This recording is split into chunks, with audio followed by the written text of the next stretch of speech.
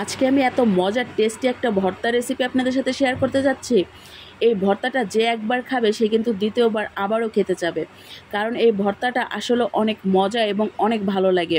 তো এই ভর্তাটা যদি খুদের চালের ভাতের সাথে গরম গরম খাওয়া যায় সেক্ষেত্রে কিন্তু খুবই ভালো লাগে। তো এটা কিন্তু গরম ভাতের সাথেও খেতে অনেক ভালো লাগে। তো আমি খুদের চালের ভাত রান্না করেছিলাম এবং সাথে এই ভর্তাটা ছিল। তো এই ভর্তাটা দিয়ে আমার কাছে ভাতগুলি খেতে খুবই ভালো লেগেছিল, যেহেতু খুদের চালের ভাত এবং গ্রামের চাল ছিল। তো সেক্ষেত্রে এটা আসলে অনেক মজা ছিল। তো আমি যে পাতাটা দিয়ে তৈরি করেছিলাম সেটা হচ্ছে খারকোল পাতা। তো এখানে কিন্তু আপনারা অনেকগুলি পাতা দেখতে পাচ্ছেন। এই পাতাগুলি কিন্তু আমি ময়মনসিংহ থেকে নিয়ে আসছিলাম। তো সেখান থেকে আমাদের এক আপা ভালোবেসে আমাকে এগুলি উঠিয়ে দিয়েছিল এবং সে এর ভিতরে কিন্তু কোনো ডাঁট দেয়নি। খারকোলের যে একটা লম্বা ডাঁট থাকে, আমরা কিন্তু বরিশালের মানুষ বা অনেকেই সেই ডাঁটা সহই খেয়ে থাকি। তো উনি সুন্দর একদম কচি পাতাগুলি আমার জন্য অনেকগুলি বেছে দিয়েছে। তো প্রথম পর্যায়ে আমি পাতাগুলি ভালো করে ধুয়ে ছোট ছোট করে কেটে নিয়েছি। তারপরে আমি এগুলি সম্পূর্ণটাই প্যানে বসিয়ে দিয়েছি এবং এর ভিতর থেকে অনেকগুলি পানি বের হয়েছে, কারণ পানিটা আমি একদম সম্পূর্ণ শুকিয়ে ফেলেছি। তো পাশাপাশি আমি আরেকটা প্যানে অনেকগুলি মরিচ কুচি, পেঁয়াজ কুচি, রসুন কুচি তেল দিয়ে ভালো করে ভেজে নিচ্ছি। কারণ যে কোনো ভর্তাতে, বিশেষ করে খারকোল পাতাতে কিন্তু বেশ কিছু ঝাল দেওয়া লাগে। কারণ একটু ঝালের পরিমাণ বাড়িয়ে দিলে সেক্ষেত্রে কিন্তু একটুও গলা ধরবে না, কারণ একটু ছায়া জায়গায় থেকে পাতাটা যদি উঠানো হয় সেক্ষেত্রে কিন্তু একটু গলা ধরতে পারে।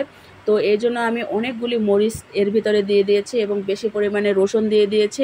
তো যখন এটা ব্রাউন কালার ভাজা হয়ে গিয়েছে ঠিক তখন এর ভিতরে আমি বেশ কিছু কালো জিরা দিয়ে দিয়েছি।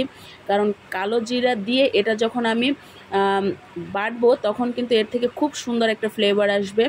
এবং কালো জিরাটাও যেহেতু শরীরের জন্য অনেক উপকার, এজন্য আমি কালো জিরাটা দিয়ে কিছু সময় আমি নাড়াচাড়া করছি।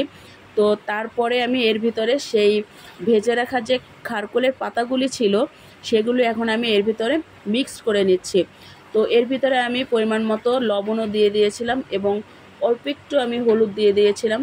তো তারপরে এটা আমি একদম খুব সুন্দর করে ভেজে নিচ্ছি, কারণ এর ভিতরে যেন কোনো পানির পরিমাণ না থাকে।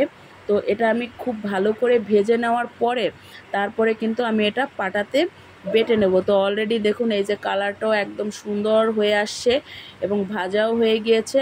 তো পাশাপাশি এর জন্য আমি সুন্দর করে পাটা পুতা একদম ভালো করে ধুয়ে পরিষ্কার করে রেখেছি এবং তারপরে এর চুলার জালটা বন্ধ করে দিয়ে এই যে দেখুন আমি পাটা পুতার পর এটা রেখেছি। এখন কিন্তু এটা আমার বাটতে হবে। তো যে কোনো ভর্তা কিন্তু বাটতে একটু কষ্ট লাগে, কারণ অনেক প্রেশার দিয়ে কিন্তু বাটতে হয়। তো যে কোনো বাটা ভর্তাই কিন্তু বেশি ভালো লাগে। তো এই যে দেখুন আমি সুন্দর করে বেটে নিচ্ছি এবং একদম সবুজ দেখাচ্ছে। তো অলরেডি এভাবে আমি অনেক সময় নিয়ে সব পাতাগুলি ভালো করে বেটে নিয়েছি এবং আমি দেখেছি যে লবণের পরিমাণটাও ঠিক আছে কিনা। তো সব কিছু ঠিক আছে এবং কালি জিরা দেওয়াতে এর থেকে খুব সুন্দর একটা ফ্লেভারও আসতেছিল। তো এই যে দেখুন অলরেডি ভর্তাটা তৈরি করা হয়ে গিয়েছিল।